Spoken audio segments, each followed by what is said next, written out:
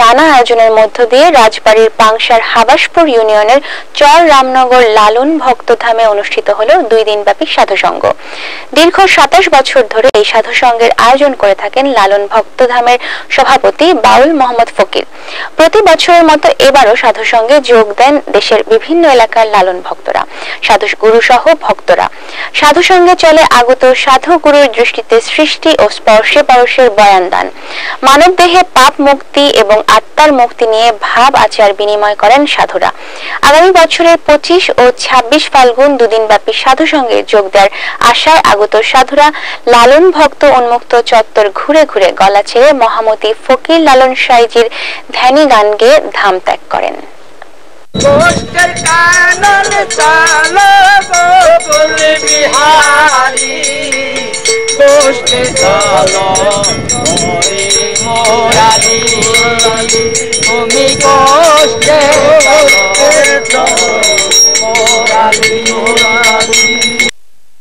বিজয় জেলা বার্তা শেষ।